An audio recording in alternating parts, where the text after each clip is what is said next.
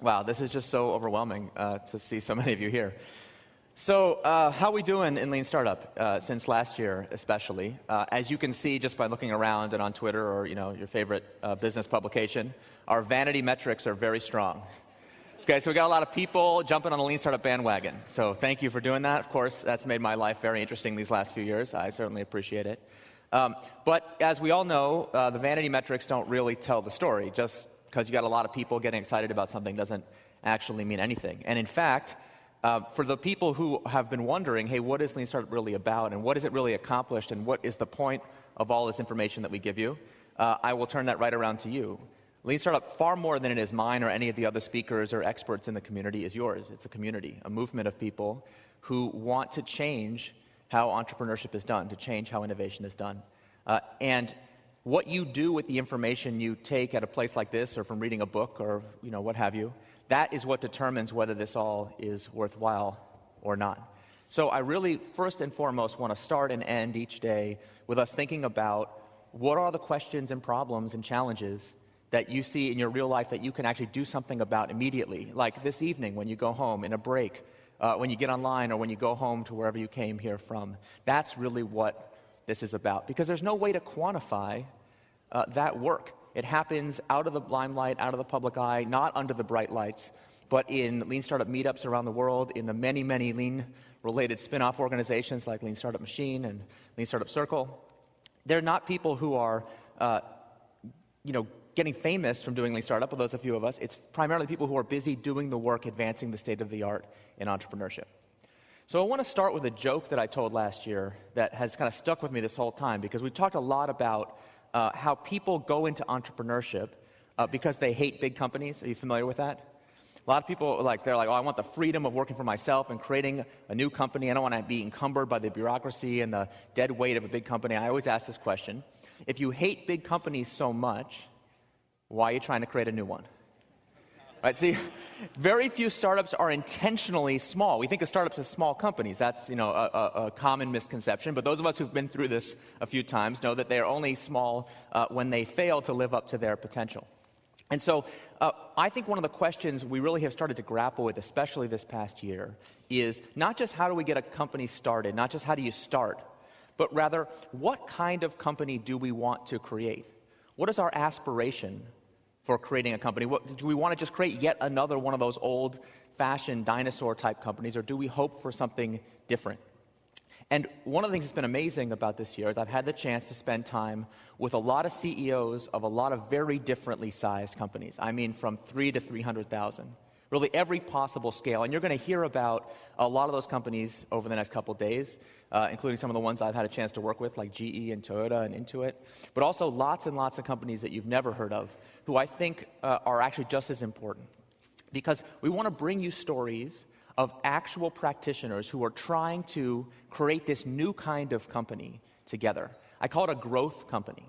A company that exists not just to extract the value from the great decisions it made a few years ago, but rather a company that seeks new sources of sustainable growth through continuous innovation. And what's interesting is when I meet the CEOs of some of the world's largest companies, and I meet some of the CEOs of the world's unintentionally smallest companies, you know who I'm talking about, I see something that we all really do have in common. It's not that we have the same size company, or we've made the same amount of money, or we dress the same, or we live in the same place. Not even necessarily that we have the same mission for our organization. This now Lean Startup is well off in flourishing in nonprofit, in public sector, in corporate settings, in Silicon Valley, and a lot of other startup hubs. Rather, what we have in common is a shared vision for the kind of company we want to create, a company in which we don't just extract value, but rather try to create new sources of value all the time. So not just create product market fit that one time we got lucky and wow, wasn't that great, but rather always be asking ourselves, how do we seek out new sources of new products, new customers, new sources of fit, new sources of growth, a growth company. And that, to me, is what modern management is really about. It's not just entrepreneurs in a garage. It's not just corporate dudes in a boardroom. Rather, it is a new operating system to try and bring together the best of general management and the best of entrepreneurial management into a new general theory of management. Now, people who aren't used to being in these kind of settings or haven't heard me talk before are going to be like, why are we talking about management? I thought we were going to be talking about something cool. I know, I promise. We will talk about some cool things before this conference is over. But we have to start with management.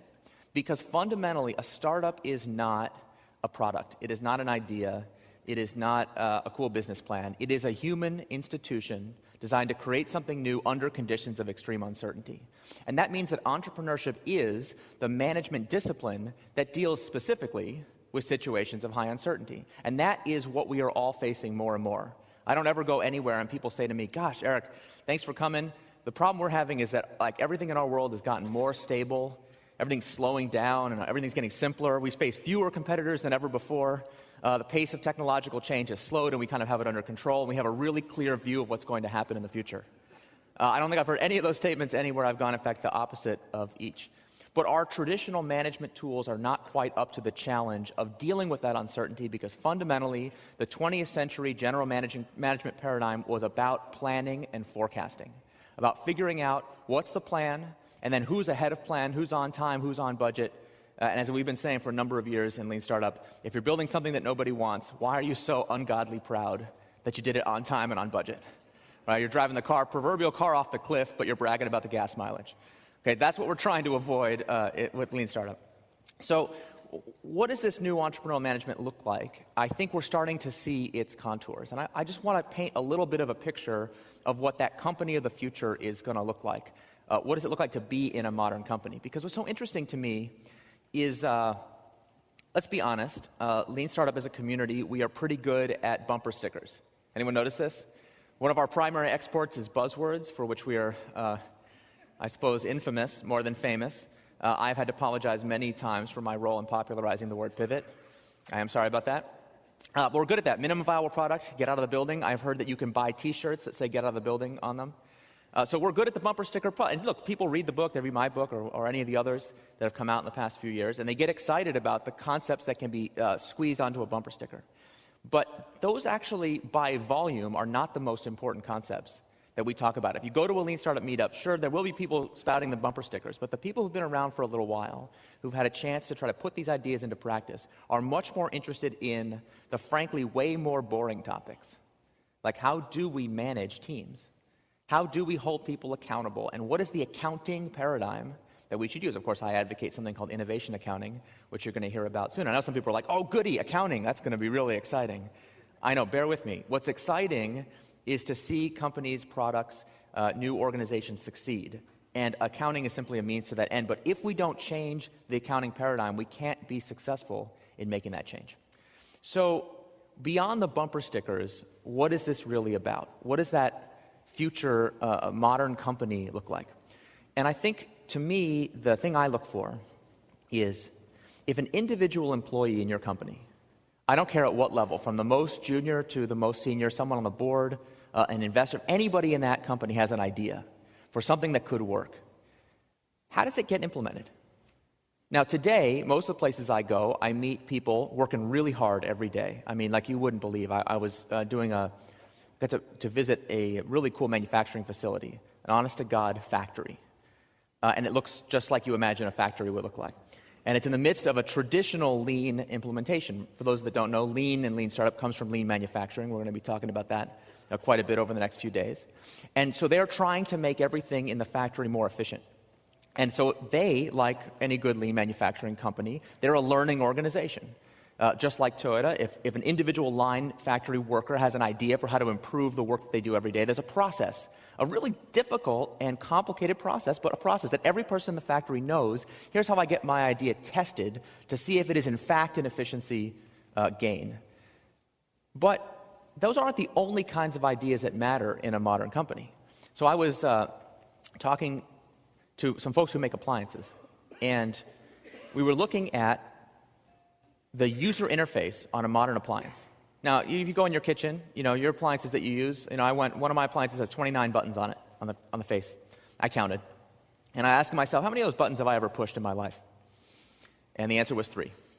So 26 of the 29 buttons I have never pushed, and I think we can guess, in fact, we know, that probably nobody has ever pushed those buttons, ever.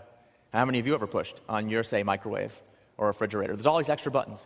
Now, if you've never been in a factory, you don't realize the raw amount of skill and craftsmanship that goes into wiring up every single button on every single panel thousands of times a day. Think of the millions of man-hours that are invested in creating and wiring up buttons that are never pressed by a human being ever. Now, that's not as sexy as the $100 million startup that flames out, building a product that nobody wants. Some of us have done that together. But it's still a colossal waste of human effort. Now, whose fault is it? Whose fault is it? Who's supposed to fix that problem? Is it the guy actually wiring up the buttons with high quality every day on the assembly line? No, it's not his fault. Is it the fault of the factory manager, the plant manager? No. It's not the CEO of the company's fault. He's not supposed to worry about buttons on an interface. Obviously, the product manager's fault. We have any product managers in the house? Always the product manager's fault. Right, exactly. Except the product manager did exactly what they were told. They went to who they thought their customer was. Of course, not the end user. What do they have to do with it? Right, the category buyer at the retailer that carries these appliances and asked them, hey, what should we do with this interface? And they were told more buttons is better. Like consumers are always coming up to you and saying, God, I really wish this interface was more complicated, had more options on it. But that's what he believed. So we got that feedback from the customer, and they told us to make it more complicated, so we did. But have we really run an experiment? Have we really run an experiment to discover if that actually makes a difference to the end user? Have we actually figured out if those buttons drive commercial advantage? We know the answer far too often is no, we haven't. So it's nobody's fault. It's not the marketing guy's fault. It's not the engineer's fault. It's not the designer's fault. It's nobody's fault, and yet the end result as a system is unacceptable. It is a waste of human time and potential. And I want us all, as we go through the next couple days, to really feel viscerally the pain of all of those people doing outstanding work that adds no value. And then ask ourselves, in our company, do we know anybody who's wiring up buttons that are never pushed? Not in your company, obviously. But do you have a friend? And are you sure that the work that you do actually creates value for customers? That, to me, is a modern company. That if you have an idea that says, I'm not sure that this product is even worth building. I don't think this interface actually needs to be so complicated. Do we have a routine and regular process for immediately testing, experimenting to discover the honest-to-God truth about whether that is true or not? Does that make sense? That's what I want us to really think about. How do we apply that in our companies together? Now, this is also 2013, a very special anniversary for me, because my lean startup journey is almost exactly 5 years old right now. It was almost exactly 5 years ago that I first posted on my blog, Startup Lessons Learned, that I had this idea for a way to talk about this modern trend of how, at that time, I was talking really about Silicon Valley startups called lean startup, coining that phrase. And I really didn't think this is where it was going to take me at all. So this has been an incredible 5 years. And not just 5 years of me doing work, I'm certainly very proud of the work that I've done, but 5 years of so many of you taking ownership of these ideas and taking them to new places. So as I was thinking about this conference and what we wanted it to be about, to me the most important thing is not how much has stayed the same in Lean Startup, all the smart things we knew 5 years ago that we know today, but rather all the new things that we didn't know, all the things that we've learned even since the books, pick your favorite book, has come out. Because if we're not learning new things, if we're not changing what we believe, then fundamentally we are wasting our time. And that's unacceptable for the guy in the factory line. That's unacceptable for us too.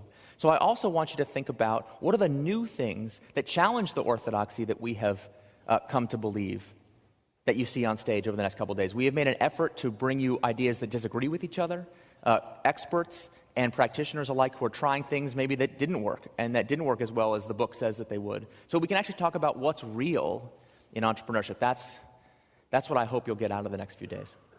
And so I want to leave you with one last comment. This is something that I mentioned very briefly in the book. The book is 2 years old now, if you can believe it. And it didn't get a lot of attention then, but it's become an increasingly important part of my work. And it's a diagram that I call the startup way. It's based on a diagram from a book called The Toyota Way. We're going to meet some folks from Toyota later today. And it's basically just a reminder that the process parts of Lean, the bumper sticker, Kaizen, Kanban, MVP, you pick your favorite buzzword in English or Japanese, the process bits that we get so excited about, and that's what people pretty much remember and think about, are not themselves the enabler of the change that we seek. Rather, they rest on a foundation of Toyota's philosophy of long-term thinking. And that's the paradox of Lean Startup, that we combine the short-term action of rapid experimentation and MVPs with the long-term vision to put a dent in the universe. And so the startup way is an analogous pyramid, and it simply goes like this: accountability, process, culture, people, in that order. As people try to implement Lean Startup, if they only focus on one of those 4 levels, they will certainly fail. We certainly have plenty of examples and plenty of people in here who have tried it. That fundamentally, we have to change how we hold people accountable, the accounting paradigm. How do we decide which metrics to use to promote people, to reward them? Of course, we have to make process change, but that process change is designed to create, foster, and incubate a new and more dynamic culture. And lastly, of course, the foundational principle of all Lean is respect for people. Let's not forget that our goal here is not products and money and the artifacts of our work, but rather to support and make good use of the time, energy, creativity, passion, and intellect of our people. So, does that make sense?